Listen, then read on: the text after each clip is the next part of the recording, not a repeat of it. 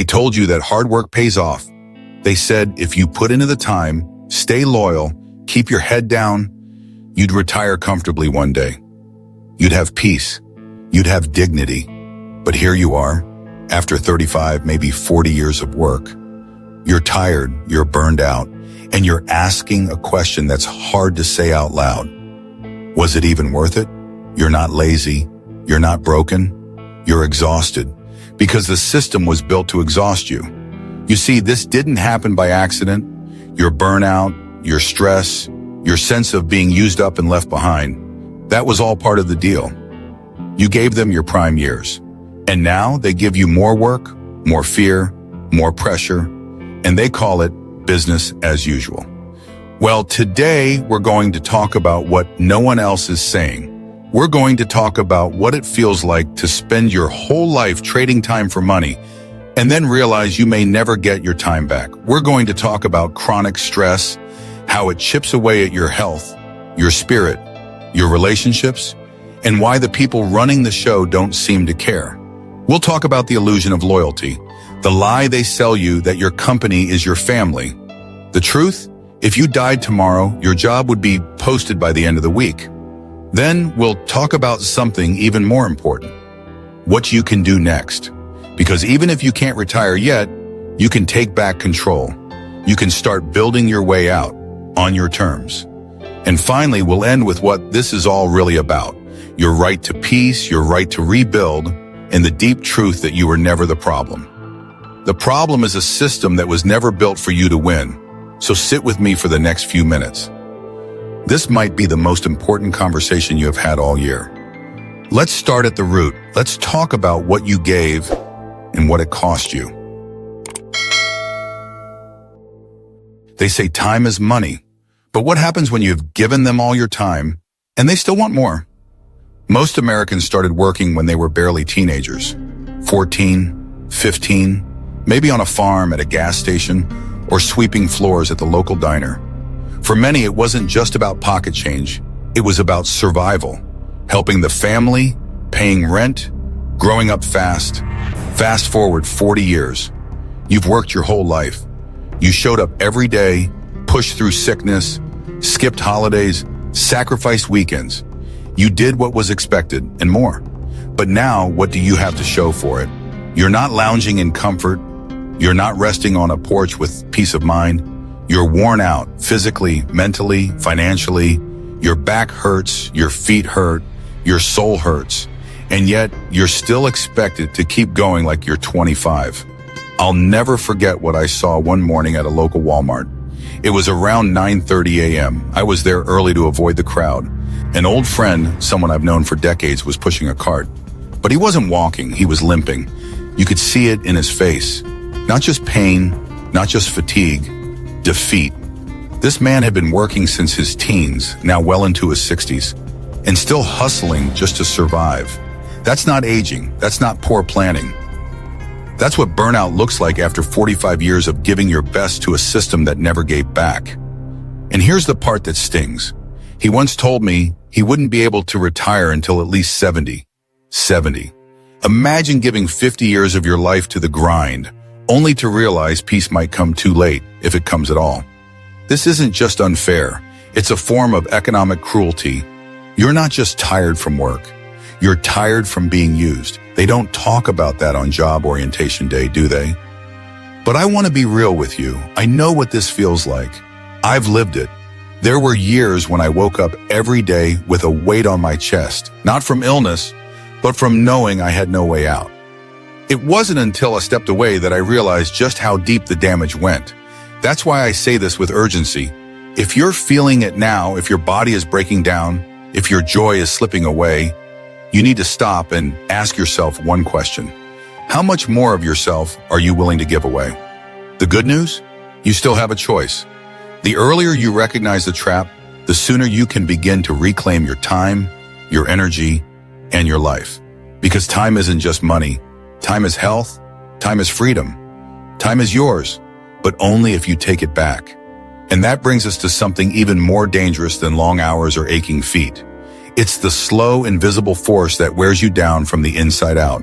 Let's talk about that next. Let's talk about stress, the kind you carry for decades without even noticing until it breaks you. You can feel it, can't you? That weight in your chest, the tightness in your shoulders, the short fuse you never used to have. It's not just getting older. It's not just having a bad day. It's stress, but not the kind that comes and goes. This is the kind that settles in quietly, day after day, the kind that never leaves. They call it chronic stress, and make no mistake, it's killing people. We were taught to push through, to keep going, to not complain. So when stress showed up, we powered through. A few sleepless nights, normal.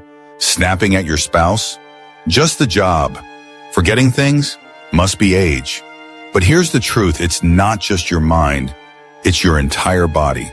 Decades of studies have confirmed that chronic workplace stress leads to serious health consequences. Heart disease, high blood pressure, weakened immune systems, even strokes. Not to mention the mental toll, anxiety, depression, burnout. So deep, it steals your sense of purpose. And you know the cruelest part? No one at the top seems to care. Corporate America demands loyalty. But when your health starts to slip, when you can't work the same hours or start slowing down, they don't offer compassion. They offer consequences. They cut your hours, they write you up, they replace you and call it restructuring. It's not a family, it's a machine. And if you break down, they'll swap you out without blinking. I've seen it happen. Good people, hard workers, folks who gave 20, 30 years of their life to a company. One illness, one slip up, one sign of fatigue, and suddenly they're disposable. And I'll be honest, I've felt that fear myself. There were nights I stayed up wondering if I'd be next. If I slowed down, would they notice? Would they care? Would they even say thank you before letting me go? The worst part is this kind of stress becomes normal. You stop noticing how much it's taken from you until one day it all crashes. And by then the damage might already be done. But here's what I've learned. You don't need to wait until your body forces you to stop. You can choose to listen now. You can start setting boundaries. You can protect your peace. You can step away from the toxic environments and take your health seriously before it's too late, because no paycheck is worth your life. And no job is worth your sanity. This isn't just about stress, it's about survival. And once you see that clearly, the next truth becomes even harder to ignore. It's not just the stress that hurts, it's the people who create it. Let's talk about that next. Let's talk about the illusion of workplace loyalty and why believing it could be costing you everything. They told you it was a family. That's what they said at orientation, right? We're all in this together. We take care of our own. We're one big family here. But the first time you get sick, you realize the truth. When your back goes out, they cut your hours. When you need time to care for a dying parent, they shuffle you off the schedule. And when you finally speak up about being overwhelmed, they call it negativity. This isn't a family, it's a business. And in business, loyalty is a one-way street. They expect you to go the extra mile, to work weekends, skip lunch, cover for someone else, take that 2 a.m. call. And for what? A $5 gift card at Christmas? A pizza party? Meanwhile, your health is declining, your marriage is strained, your kids barely see you, but they still expect more. They call it teamwork. Let's call it what it really is. Exploitation. One comment I read recently hit me hard. It said, if you die, your job will be posted before your obituary. And I can tell you from experience, that's not an exaggeration. I knew a man, solid guy, worked 26 years in the same warehouse. One day he was diagnosed with stage 3 cancer. Missed a few weeks for chemo. When he came back, his shifts were cut, hours slashed. Management said they needed someone more consistent. They replaced him before his next round of treatment. No retirement party, no thank you. Just gone. That's not a family, that's betrayal. And it's happening everywhere. Companies talk a good game about loyalty. But when it costs them something, when you become a burden, they don't hesitate to let you go. I've seen people give everything to a job, decades, and when they finally burned out, All they got was a pink slip and a cold handshake.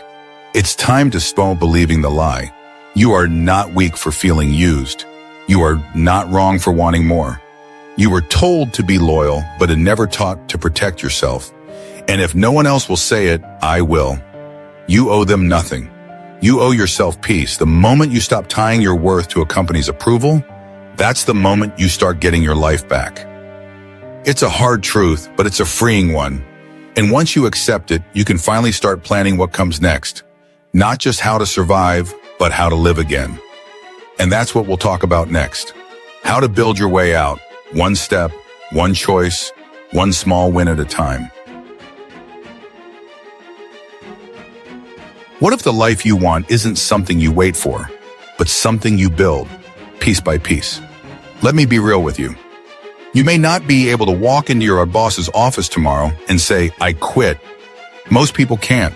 There are bills to pay, kids to support, healthcare to keep. I get that. But here's what you can do. You can stop believing that burnout is just the price of being a good worker. You can start treating it like the warning sign it really is. Burnout is your body saying, I can't do this forever. And you need to listen before it becomes a full-blown breakdown. So what's the first step? Start building your exit plan, not a fantasy, a plan. Think in terms of months, not decades. Think in terms of options, not obligations. Maybe you can cut back from full-time to 4 days a week. Maybe you can switch departments or even industries. Maybe it's time to dust off that skill you've always had, writing, fixing, teaching, designing, and turn it into something real. One woman who watches this channel told me she started baking part-time, just cookies and cakes at first. A few $100 a month, but it gave her something powerful, options. It gave her dignity back. She said, I'm not trapped anymore. Another man said he sold tools online in the evenings. Within 6 months, he matched a third of his day job income. He wasn't rich, but he was sleeping better. These weren't magic solutions. They were steps. Real, slow, practical steps. And let me say something clearly. You don't need to make 6 figures to feel free. Sometimes making just enough to need your job a little less is the freedom you're looking for. The system doesn't want you to think that way. They want you to believe that without them, you are helpless. That's the lie. The truth is you are more capable than you think. You've survived decades of pressure, toxic politics, impossible demands.